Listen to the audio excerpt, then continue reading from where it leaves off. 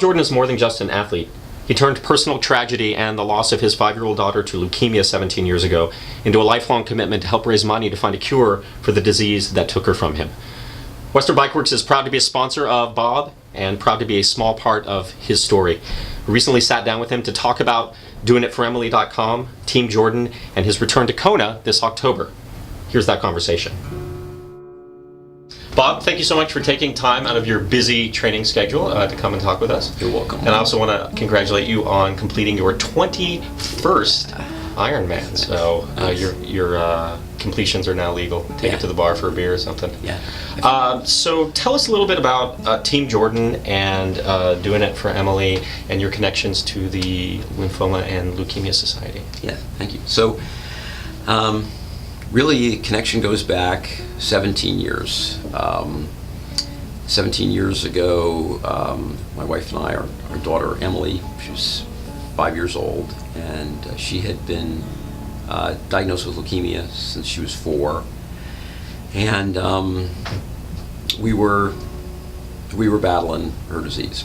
And she was at UCLA Med Center. She was getting an experimental bone marrow transplant. And it just coincided, her treatment in April of '97, it coincided with my birthday. And Emily asked me what I wanted for my birthday from her hospital bed. And of course, I said to her what any dad would say is, Emily, what I want for my birthday, I want you to get well and get out of this bed and go home. And she said, well, no, what else do you want? We can't do that. You know that. And I said, well, my big fantasy, I'd love to do the Ironman in Hawaii. And Emily knew that because from when she was 10 days old, I was training for races, trying to qualify for Hawaii, and she probably logged hundreds of miles in a baby jogger, maybe thousands of miles in a bike trailer, and she grew up with that as being one of my family, my fantasy, so to speak. Unbeknownst to me, she wrote a letter to the lottery folks with my wife Terry, and the letter said, "Dear lottery folks, my name is Emily.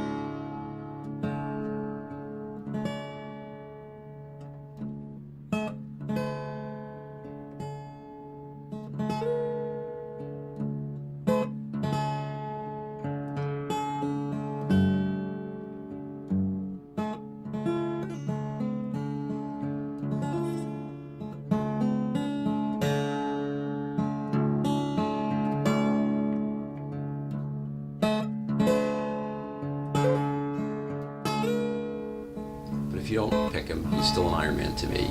Love Emily."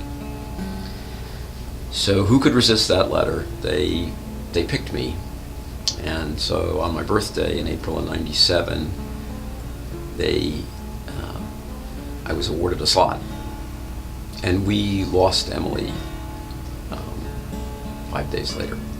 So we packed up our things from UCLA Med Center, and we moved back to San Diego, and I had 6 months to train for Hawaii. And for me, it was the last gift that I ever got from Emily. So, of course, it was very meaningful to me, and the training helped me work through my own grief. And I did complete the '97 Ironman in Hawaii, and so that's what happened 17 years ago. This year, the Leukemia and Lymphoma Society got a slot from Ironman Hawaii, and they awarded it to me. And my wife Terry and I have agreed to raise $100,000 for Leukemia Society. And so I'm going back to Kona this October to raise money to defeat the very disease that took Emily from us. So, and we're doing it through Leukemia and Lymphoma Society, called Team Jordan, or Doing It for Emily. We have a website that goes doingitforemily.com, and we're doing a bunch of events to try to really raise money to go after the disease that took Emily from us. And it's important to note that all the money that gets raised, that goes directly to the Leukemia and Lymphoma Society. Like your travel expenses, all that, you guys are footing the bill for that. Absolutely. Yeah. All the expenses related to going is borne by us, by Terry and I, and all the money that's raised goes right to Leukemia Society.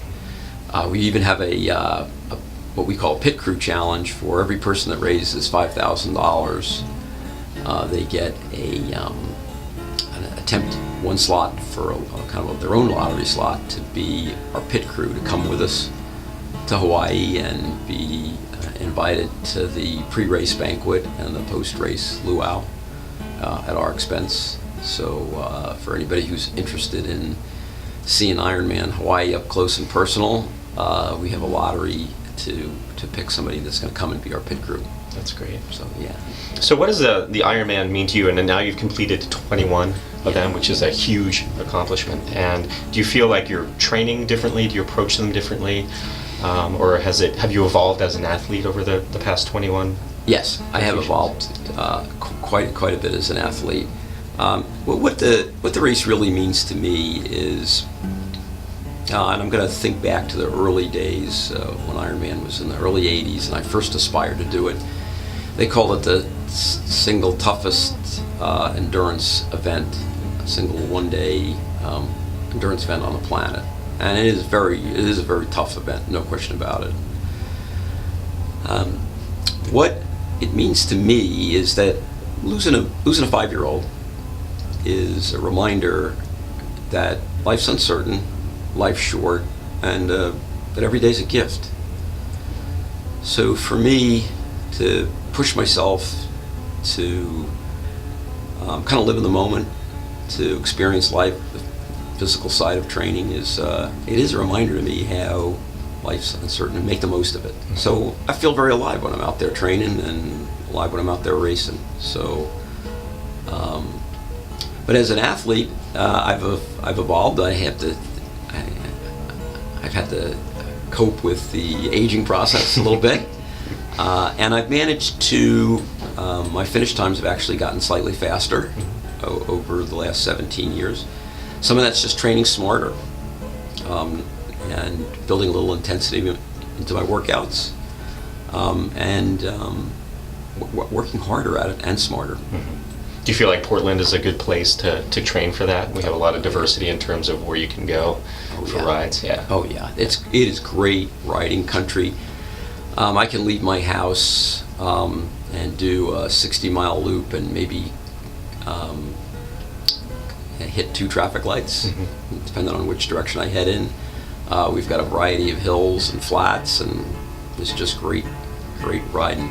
Some of the best. Yeah, some of the best, absolutely. So for people who want to get involved in the cause that you're raising money for, what are some ways that they can do that? You mentioned doingitforemily.com. Right. And how else could they get involved? So the website, doingitforemily.com, is one way to get involved, and there's a couple of opportunities there. There's the Pit Crew Challenge to contribute directly to that. We have a letter writing campaign for asking folks to reach out to others to raise money, and there's that's probably the best way. There's direct contributions through doingitforemily.com, direct contributions to Leukemia and Lymphoma Society. That's probably the best way. Yeah, and I know, your story is very inspiring and particularly touching for me. I'm a new dad. I have a 2-year-old and a 12-week-old, and I was really touched by your story. So I appreciate what you're doing for all those other parents out there. One of our missions is that Terry and I, after we lost Emily, it was that we said if we could ever do anything that would prevent one parent from ever being dragged into an emergency room and told, your kid has leukemia. If we could make that day go away for some parent, that was our mission. And so my fantasy is that if that were to happen to some unfortunate family, that the doctor would say, yeah, your child has leukemia, but there's a cure with no side effects. And I think we're moving the ball forward there. Well, we appreciate all the work that you're doing. All right. Thanks again, Bob, and good luck in Kona. Thank you. Thank you.